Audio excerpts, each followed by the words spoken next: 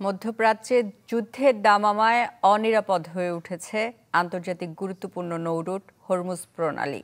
Iran Israel যুদ্ধ যদি শেষ পর্যন্ত লেগেই যায় কিংবা দীর্ঘস্থায়ী হয়, তাতে ব্যাপক ক্ষতির মুখে পড়বে বাংলাদেশও।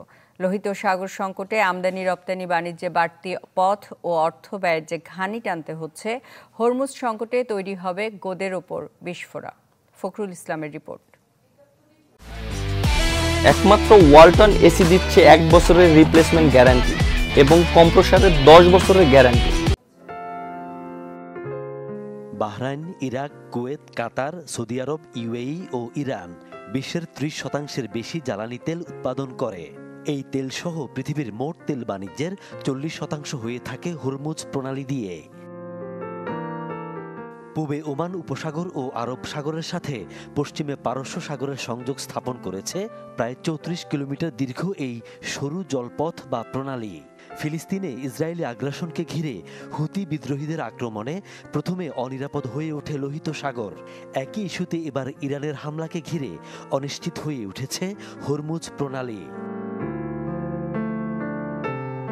তেল ছাড়াও বাংলাদেশের আমদানি রপ্তানি বাণিজ্যের গুরুত্বপূর্ণ একটি রুট হরমুজ প্রণালী। বিশেষ করে মধ্যপ্রাচ্য থেকে পাথর, কয়লা সহ নানা পণ্য যেমন এদেশে আসে, তেমনি প্রধান রপ্তানি খাত তৈরি পোশাক যায় এই পথ দিয়ে। সংশ্লিষ্টরা বলছেন, ইরান ইসরায়েল যুদ্ধ চরমে পৌঁছলে বা স্থায়ী হলে ভয়াবহ ক্ষতির মুখে পড়তে পারে বাংলাদেশ। যুদ্ধকালীন সময়ে আপনার অ্যাভেলেবেল জাহাজ পাওয়া, পণ্য পরিবহন করার জন্য জাহাজ পাওয়া, ভাড়া পাওয়া, সেটিও কিন্তু কঠিন ব্যাপার হয়ে দাঁড়ায়। কারণ অনেক জাহাজ মালিক যারা আছেন তারা হয়তো রিস্ক দিতে চাবেন না এই সময় তারা জাহাজ চলাচল করবে কি না। কারণ কোনো কারণে একটি যদি গোলার আঘাতে কিংবা কোনো কারণে জাহাজ যদি ক্ষতিগ্রস্ত হয়, তাহলে সেও তো একটা বিশাল ক্ষতির সম্মুখীন হবে। মিডল ইস্টের মধ্যে যুদ্ধ লাগা মানে তেলের উপরে বড় ধরনের একটা প্রভাব পড়া। ফুয়েল কস্ট যখন বেড়ে যায় তখন কিন্তু ফুয়েলের সাথে অল বিজনেসের সাথে একটা ট্রানজ্যাকশন থাকে, কারণ আমাদের তখন ক্যারিং চার্জ বেড়ে যাবে, এরপর আমাদের র মেটেরিয়ালসের দাম বেড়ে যাবে। মিডল ইস্ট মার্কেটটা আমাদের জন্য নতুন একটা মার্কেট সৃষ্টি হচ্ছে। এই মার্কেটটা যদি আমরা ধরে রাখতে চাই, তাহলে আমরা কোনোভাবেই যুদ্ধটা কামনা করি না। মধ্যপ্রাচ্য পরিস্থিতি নিয়ে উদ্বেগ আছে দেশের প্রধান সমুদ্র বন্দরেও, কেননা জাহাজ বা পণ্যে ঘাটতির নেতিবাচক ধাক্কা লাগবে এই বন্দরেও।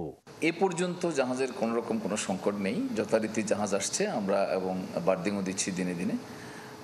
যদি এরকম আন্তর্জাতিক রুটের ক্ষেত্রে কোনো রকম সমস্যা হয়, তাহলে হয়তো জাহাজ আসা কিছুটা বিলম্বিত হতে পারে। রাশিয়া ইউক্রেন যুদ্ধের পর মধ্যপ্রাচ্য সংকটে আরও আগেই ভাটা পড়েছে বাংলাদেশের বহির্বাণিজ্যে। ফখরুল ইসলাম, চ্যানেল 24, চট্টগ্রাম।